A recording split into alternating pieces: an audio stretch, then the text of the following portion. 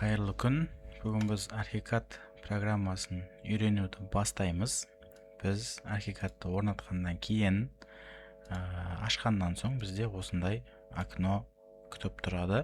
Сөйтіп біз новый проект дегенді басамыз. Ол кішкене ойланады. Сөйтіп міне ашылады. Сізде шаблон пока жоқ. Біз с нуля шаблон жасайтын боламыз. Сондықтан біз новый деп басамыз. Қазір бізде проект ашылады.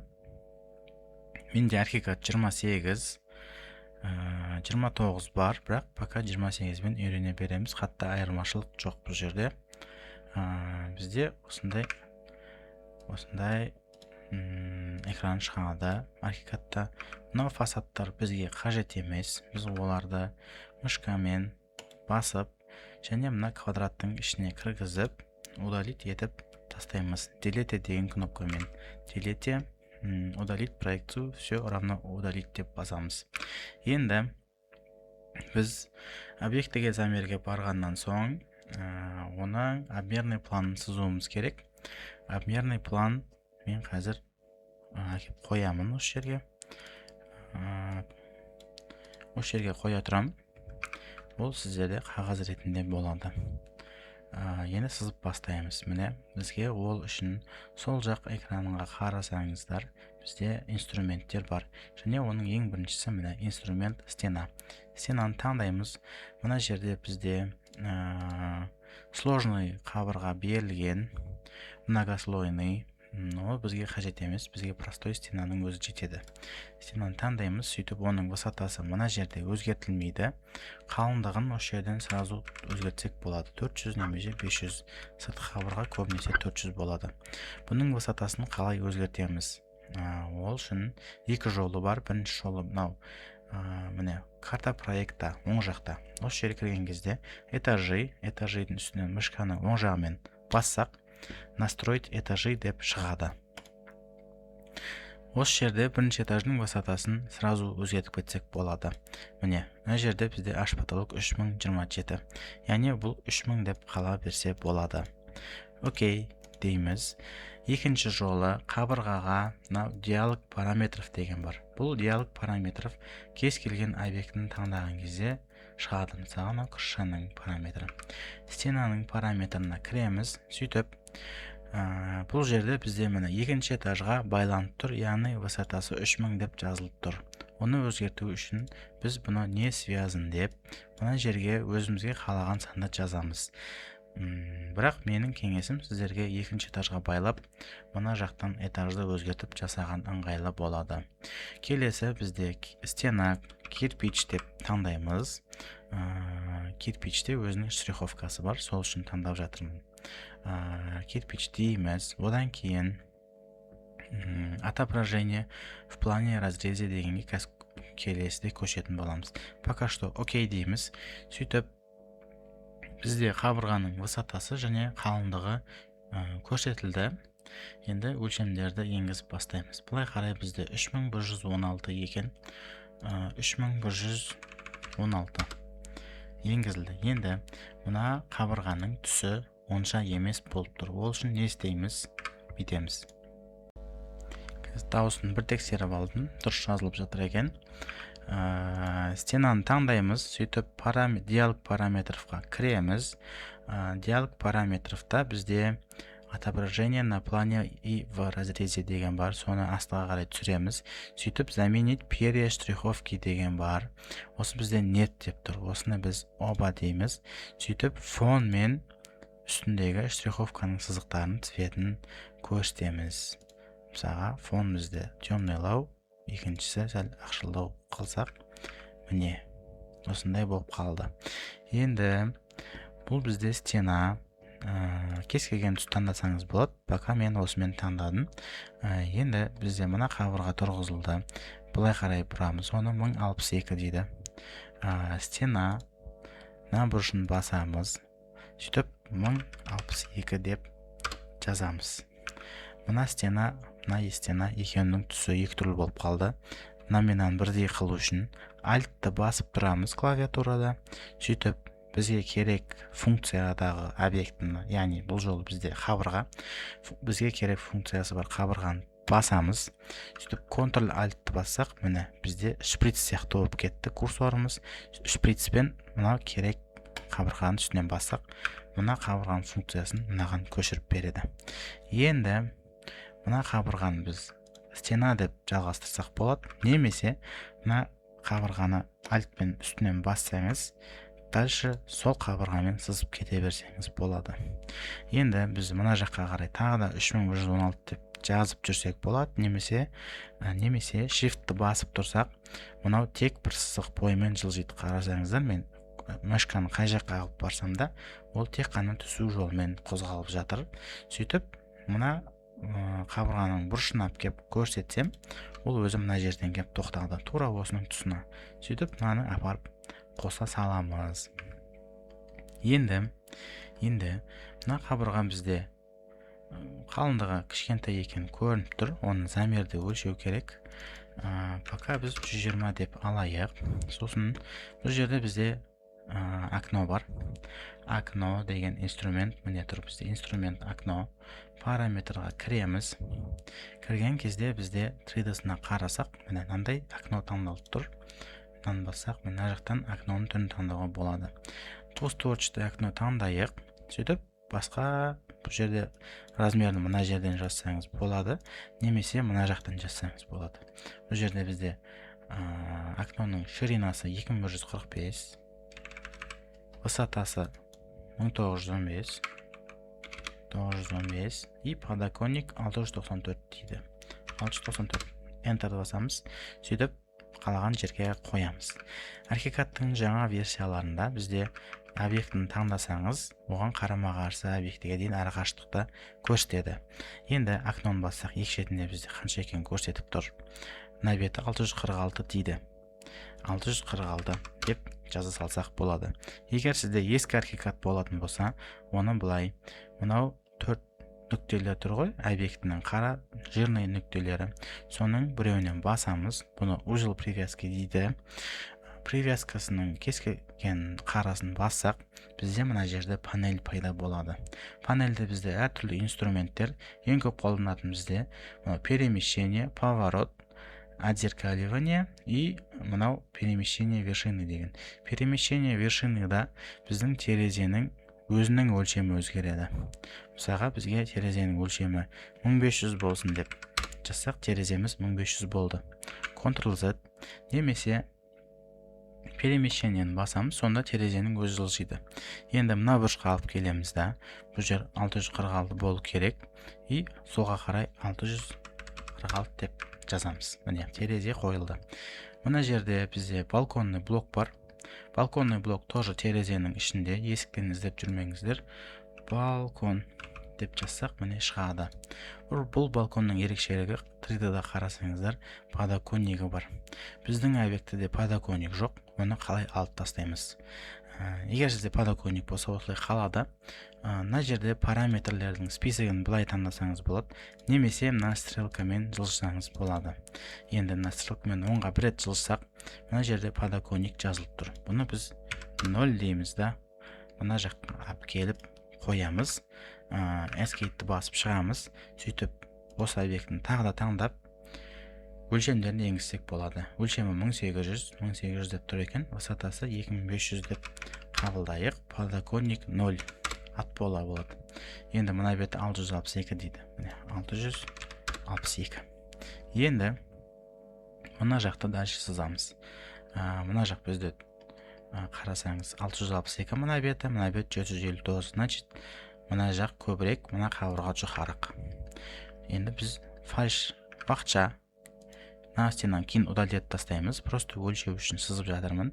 Сызықпен сызсаңыз да болады. Мен сразу стенамен сыза беремін. 759 деп жазамыз. Солға қарай, оңға қарай. Enter. Сөйтіп, астыға қарай қанша? 4368. 4368. Enter. Сөйтіп, мынау уақытша сызылған қабырғамызды көшіріп тастай саламыз. Мына екі қабырға бір-бірімен байланбай қалды. Егер қазір зона сызатын болсақ, зонаны түсіндірем. Мына жерден бірікпеген қабырғадан зонамыз қашып кетеді.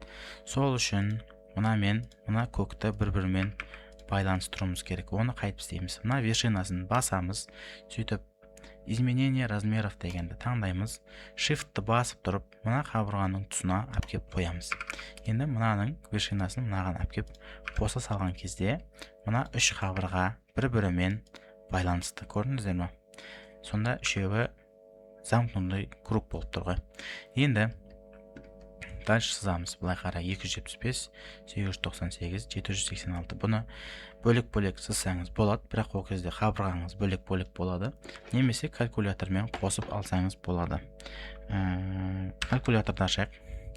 Бұл жерде 275 плюс 898 плюс 786. Сонда 1959 екен. 1959. Alt қабырға 1959. Enter. Бұлай қарай 718. Enter. Солға қарай 1250. Ой. 1250. Enter. Сөйтіп, Enter басып тағы мына жаққа кеп қоса саламыз. Себебі бізде мына жақтар өлшемдер бірдей. Болды. Енді сырт қабырғаның толщиналарын бірдей қылып шығамыз. Ол үшін мына екеуі бірдей болып тұру үшін соны қалай істейміз? Мына қабырғаны таңдаймыз, сөйтіп өлшейміз. Осы қабырғадан мынаның сыртына шейін қанша? 400 екен. Мынаның қалыңдығын сөйтіп мына жерден 400 деп жазған кезде сыртқы қабырға бірдей болып шыға келді. Енді бізде мына жерде есік бар. Есікті қалай қоямыз? Есік мына жерде былай қойылады. Инструмент дверь. Инструмент дверьді басамыз, параметрға кіреміз. Сөйтіп есіктің өлшемдерін жазамыз. Бізде высотасы 2337 дейді, 2330 дейік, 35 дейік. Ал есіктің ширинасы 898. Мына жазылып тұр. Енді бізде полотно двери өзіңізге қалаған қойсаңыз болады. Уақытыңыз көп болса, дизайнға бірдей қойсаңыз болады. Мен уақытша осылай таңдай саламын. Одан кейін бізде ең басты параметрдің бірі оңға жылжытамыз. Ширина коробки деген бар. Осыны всегда 50 қылып ұстаймыз. Себебі мына жерге 900 проемға 50-лік короб қойсақ, 50-50 апстайды, 100 алып тастаймыз. Сонда 900-ден 100-ді алсақ, 80 сантиметрлік полотно қойылады. Сол үшін. Одан кейін бізде ручка деген бар, қойсаңыз болады, алып тастасаңыз болады. Мен сияқты мына жақта обналичка деген бар. Наружный наличник, внутренний наличник. Алып тастасаңыз болады, қоссаңыз болады. Егер скрытый есік болатын болса, наличниктер бізде болмайды. Егерде наличниктердің өлшемі бізде Шымкентте 70 сантиметр. Бұл енді қатты маңызды емес, бірақ Шымкентте жалпы осындай есіктер қойылады, көбінесе 70 деп қойып шыға салған дұрыс болады. Окей дейміз да, мына жаққа кеп есікті қоямыз. Есікті таңдап тұрған кезде ашылуын көрсетеміз, сөйтіп қалай ашылады? Бұлай қоямыз. Бұлдың ашылуын өзгертуге болады. Егер сіз қисық қойып қоятын болсаңыз, мысалға мынаны өшіріп басынан қояйын, көшіріп алайын да, мынаны өшірейін, сөйтіп есік деп, мысалға есігін мен бұлай ашып қойдым. Оны не істейміз? Басамыз, мына жақта зеркально деген бар, ішке қарай. Мына жақта мынаның зеркальнаны жасағаннан кейін ортасында привязкасын басамыз, мына жақта отзеркаливание дегенді басамыз, сөйтіп ортасын таңдасақ, бізге мына бетке ауыстырып береді. Сөйтіп мына есіктің орналасуын турлаймыз. Мына беттен 275 екен, мына жерге 275 деп жаза саламыз. Міне осылай қойылды. Мына қабырға бізде мына жерде вент шақта, оны әпкеп былай қоса салсақ болады. Міне изменение размеров тұр, әпкеп қоямыз. Міне әдемі болды. Енді бізге не қою керек? Размер қою керек. Размер деген мына инструмент линейный размер. Осыны басамыз. Сөйтіп слойы размер общийда тұр. Қояйық. Өзімізге керек қай жердің размерін көрсету керек, соның екі бұрышын көрсетеміз. Міне мышканың оң жағы. Окей. Қойдым. Енді бұл бізде көк цвет біріншіден, екіншіден өлшем бірлігі метрмен беріліп тұр, өтір 3-тен кейін қойылып тұр. Оны қалай түзейміз? Өлшем бірлігін параметры, рабочая среда, размеры, сөйтіп миллиметр дегенге қоямыз. Миллиметр деген кезде бізде зона барлығы миллиметр болып кетеді. Ол үшін мынау площадь, размеры площадыға квадратный миллиметр емес, квадратный метр деген таңдаймыз. Окей дейміз. Енді міне бізде 0 миллиметр болды. Осы размердің түсін өзгертеміз. Түсін мына жерден өзгертсеңіз болады. Немесе диалог параметрға кіріп, цветін қара. Қаралар бізде көп түстер бар. Бірдей түстер не үшін үшеуден десеңіздер, бұл жерде мынау параметрлері өзгереді. Мысалға мына жерде үстінде тұрған 1 деген сан, ол реттік саннан 1, 2, 3, 4 көрдіңіздер ме? Одан кейін 0,13 деген оның толщинасы 0,13 мм, 0,15, мысалға 0,30, 0,20 деген сияқты. 0,13-ті қоямыз, кейін PDF-те қатты қалың болып кетпеу үшін. Размер шрифтаны 1 жасаймыз.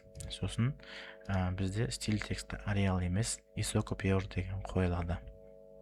Мыналардың бәрін сөйтіп өзгертіп жасақ болады. Сөйтіп окей дейміз да.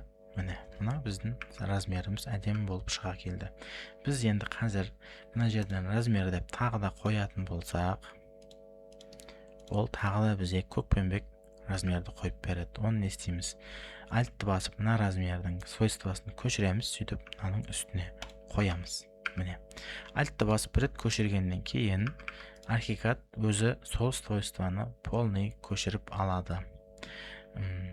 Енді размердің барлығын қойып шығамыз.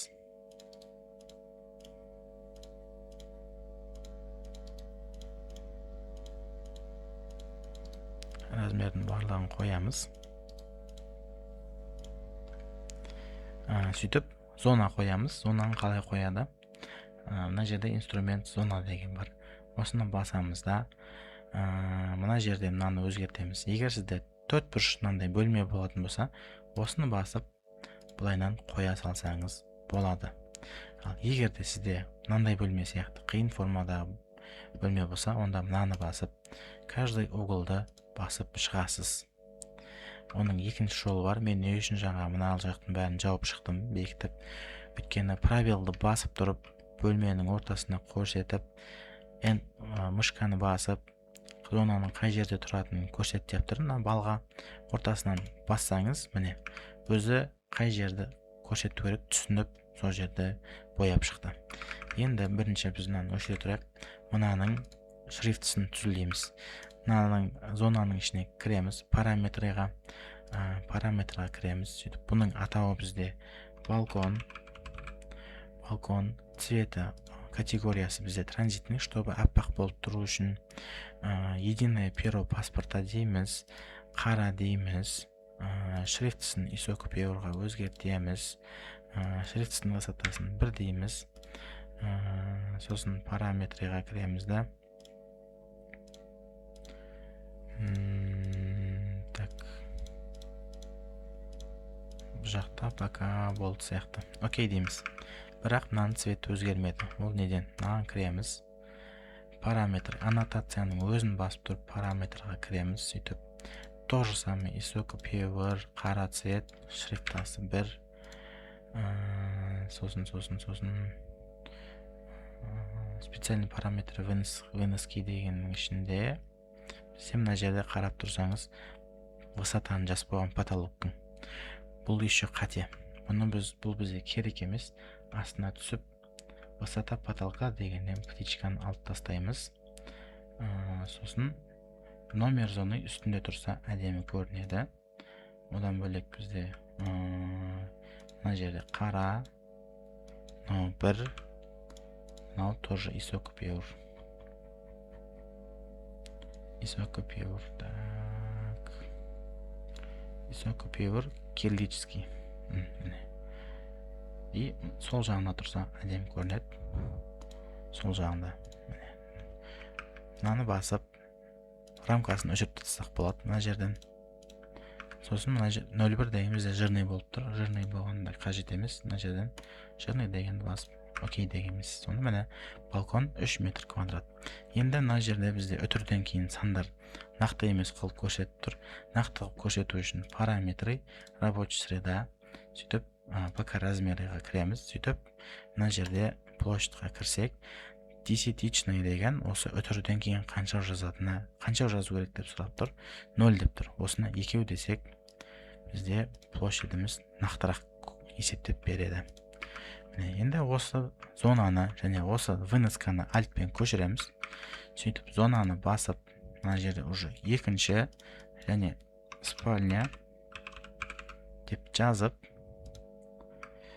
правилы басып тұрып, бөлмені бассақ және выносканың қай жерде тұратынын көрсетсек, мынау әкеп қойды. Мынаның выноскасы тағы да жаңағыдай.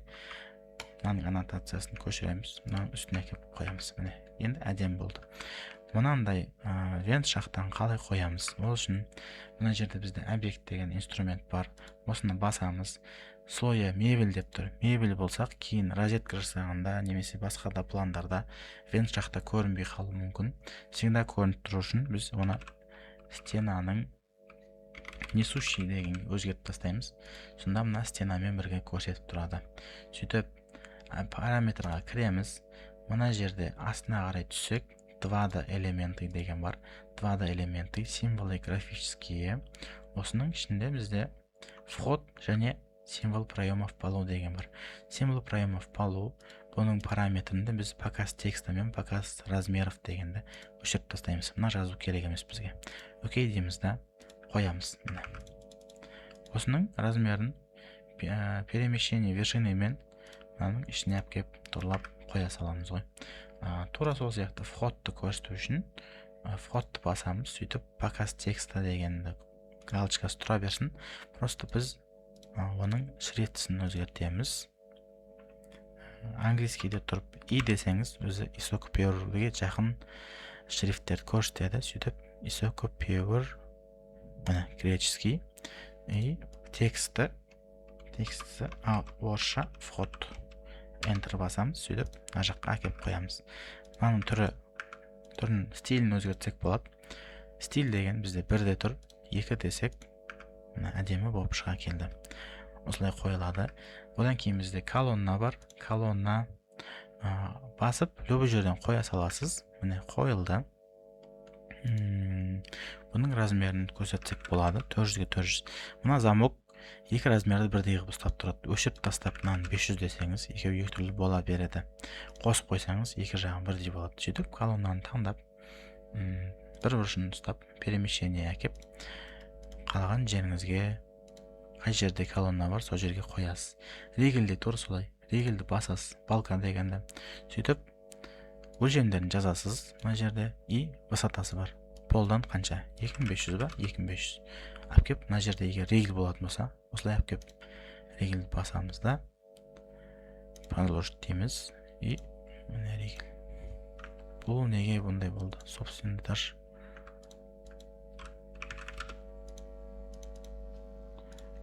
Бір минут, так, бірдеңе қате кетті. Мен шатасып кетіппін, ескі архикатпен жаңа архикатта регел сразу бірінші этаждың төбесіне қойылады айтпақшы. Мына жердің размерін өзгертеміз.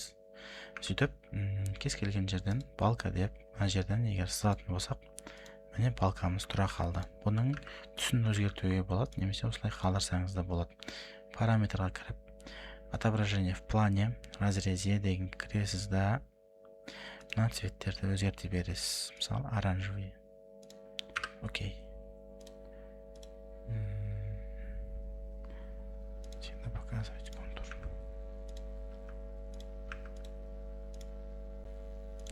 Мына жерде жасыл, мысалға жасыл десек, допустим, қызыл болсын. Окей. Міне, қысаты қызыл, оси көк болып қалды. Бұл жерде бізде енді регел жоқ, сол үшін оны алып тастаймыз. Делете. И бұл жерде бөлменің жалпы 3D-ден дұрыс емес екендігін тексеруімізге болады. Мысалға, ол үшін 3D-ға былай өтсек болады, немесе F3 кнопкасын бассақ, міне, Shift-ны басып және колесиканы жылжытып, біз бөлмені жылжытып қарай аламыз. Міне, жалпы құрылысы дұрыс. Міне, Енді первый этаж дегенге өтеміз. Осымен бізде обменный план бітеді. Дальше мебель басталады. Мебельді қазір мынаның барлығын тұрғызып болғаннан кейін сізге көрсететін боламын.